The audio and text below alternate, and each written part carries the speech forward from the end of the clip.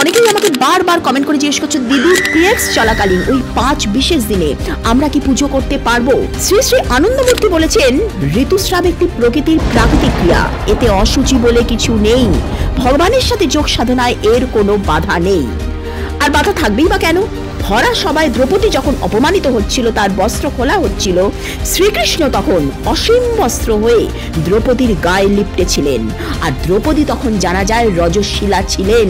সুতরাং ভগবান যখন ঋতুস্রাবকে অশুচি ভাবেন না, তখন আমাদের কি অধিকার থাকতে পারে মেয়েদেরকে অশুচি বলার?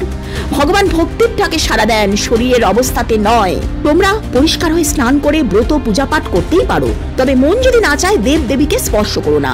সদ্গুরু বাসুদেবজি বলেছিলেন, menstruation is neither purity nor impurity, it's just nature.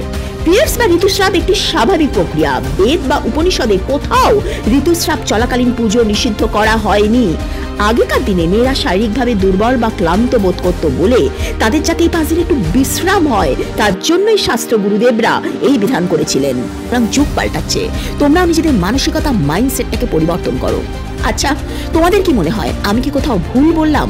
তোমরা কারা কারা আমার সাথে একমত প্লিজ জানিও। তোমাদের কমেন্টের অপেক্ষায় কিন্তু আমি রইলাম। জয় শ্রীকৃষ্ণ, সকলের মঙ্গল হোক। রাধে রাধে।